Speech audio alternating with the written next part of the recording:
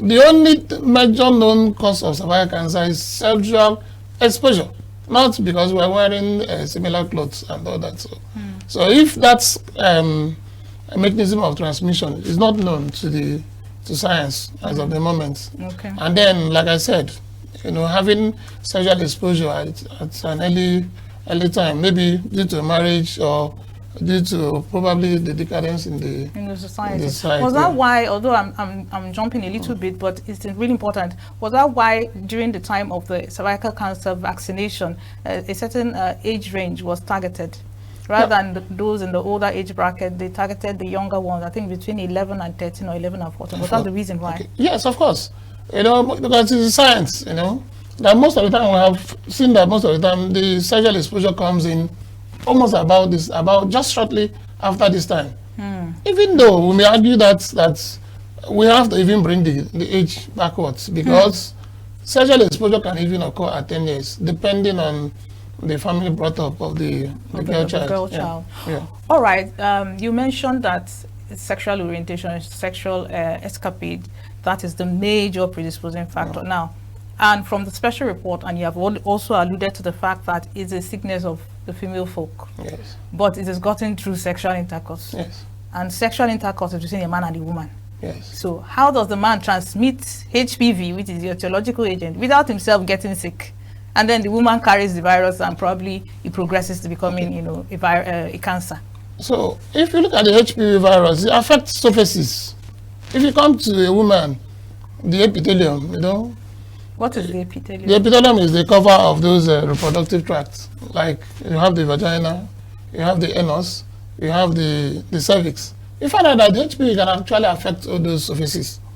But the one we are discussing today is just the cervix, the cervical cancer. So men on their own part also has the covering of their penis.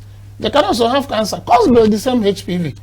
Wow. Then if also but it's not called cervical now because there's no cervix. Yes. So it's called penile cancer. So you can also have penile cancer there, but that's just the man's own version of cervical cancer. Wow. They can also have vaginal cancer.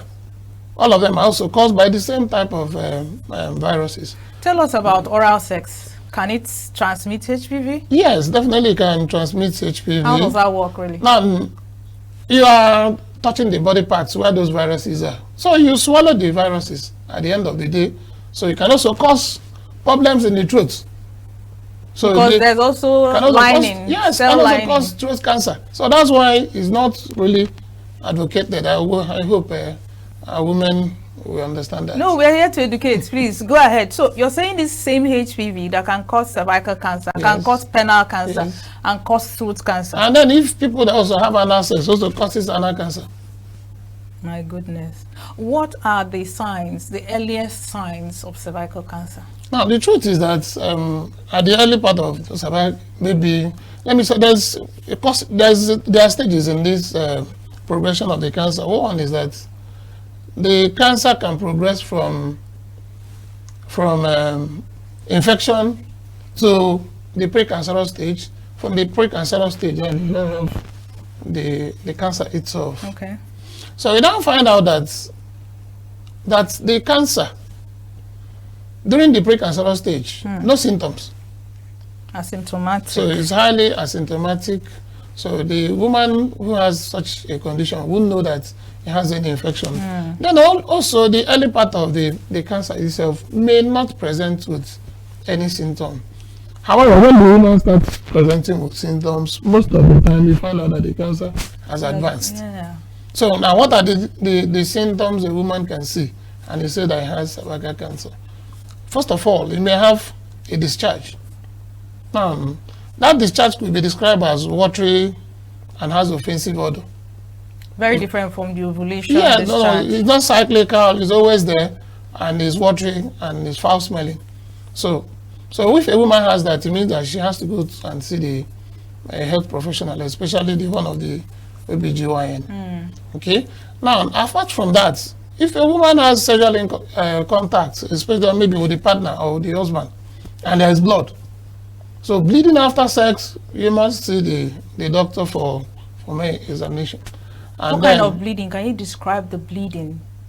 Post-coital bleeding, maybe after sex, or during the sex, you see spots of blood. Of course, you must have to find out where is that bleeding coming from. Is it coming from tears, or is it just coming from those epithelium?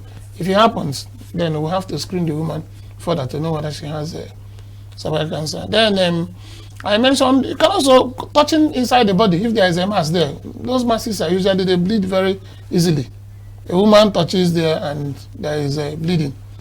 Now remember, this cancer doesn't stay only on the pelvis. It can also move forward to affect other organs. Upwards. It can move both. It can affect the rectum. It can affect the urinary bladder. Is that mobile? Of course, these are cells now, and those cells are they are micro, of the micro size, so they can be transmitted. Do they talk to each other like? Do they have you can see intercell communication? Of course, one cell affects the other, just like that until it gets around the body. So now, if all those structures there around the cervix are affected, you may also have symptoms. One of the symptoms, a woman can come down with kidney failure. And now what's happened? Maybe probably because this cancer affected the pelvis of the woman and blocked urine passage and damaged from the bladder. Yes, and damaged the kidneys.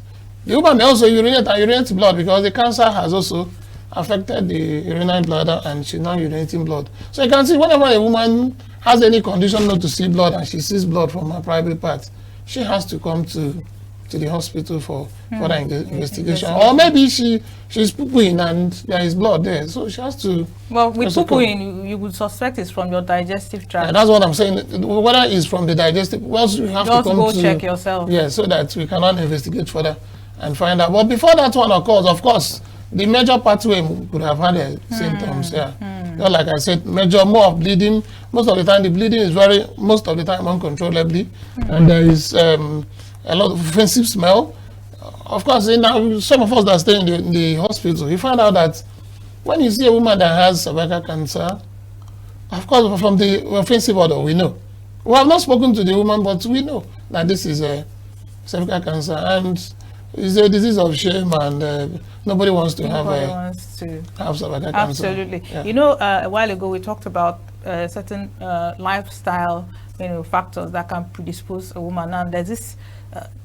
Well, I would call it like a cosmetic practice among the female folk. It's called douching.